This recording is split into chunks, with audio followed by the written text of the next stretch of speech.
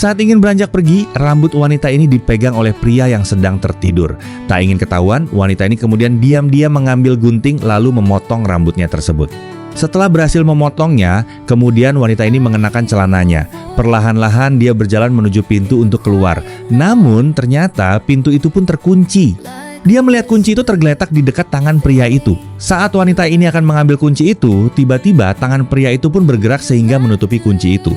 Tak ingin tinggal diam, dia kemudian mengambil kemoceng dan menggesekkannya ke pria itu sehingga wanita itu dapat leluasa mengambil kunci itu. Dan kemudian wanita ini pun akhirnya dapat pergi dari kamar pria itu. Tak lama kemudian, pria ini pun menyadari jika wanita yang bersamanya telah hilang. Dia terlihat sangat marah dan kemudian dia mengambil handphonenya untuk melihat lokasi wanita itu yang sudah terlacak di handphonenya. "Kamu tidak bisa pergi dariku," ujar pria ini. Sementara di luar gedung, wanita ini meminta tolong kepada sopir taksi ini. "Ada uang aku antar," ucap sopir taksi ini.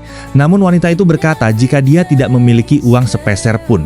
Saat wanita ini ingin membayar dengan handphonenya, dia melihat jika di handphonenya itu telah terlacak oleh pria itu, sehingga dia pun menghancurkan handphonenya itu. Melihat wanita ini yang sangat ketakutan, sopir taksi baik hati ini menawarkan diri untuk mengantar wanita itu tanpa bayaran. Sementara temannya mengejek sopir taksi itu. Tak lama kemudian, datanglah pria tadi yang mencari keberadaan wanita itu. Pria itu bertanya kepada sopir taksi itu, apakah dia melihat seorang wanita berambut pirang. Sambil memberikan uang kepadanya, sopir taksi ini memberitahu kemana wanita itu pergi. Lalu pria itu akan memberikan semua uang miliknya jika dia mau mengantarkan pria ini ke tempat wanita itu pergi. Dengan senang hati, sopir taksi mata duitan ini pun gercep mengantarkan pria itu. Dan saat di perjalanan, mereka berhasil menemukan wanita itu yang sedang bersama sopir taksi baik hati ini. Pria itu meminta sopir taksi ini agar tak ikut campur urusan mereka. Sementara temannya meledek sopir baik hati ini karena tak mau menerima uang. Wanita yang ketakutan itu pun diam-diam keluar dari taksi itu. Dan sopir baik hati ini membiarkan pria itu masuk ke dalam taksinya. Dan saat pria itu sudah masuk, sopir baik hati ini lalu mengunci mobil tersebut dan berkata, "Kamu tetaplah di sini sampai polisi datang."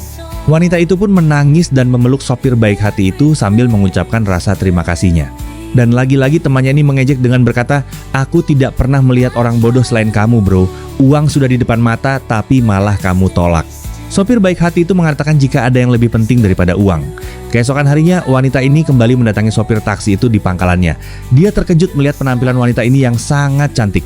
Lalu wanita ini menawarkan kepada sopir baik hati ini untuk memilih mobil mana yang dia sukai. Wanita ini pun tak sungkan memberikan sebuah mobil mewah kepada sopir baik hati ini. Sementara temannya tercengang melihat sopir baik hati ini mendapatkan hadiah mobil mewah. Terkadang segala sesuatu tak bisa diukur dengan uang. Sebab kebaikan sekecil apapun akan mendapatkan ganjaran dari Tuhan.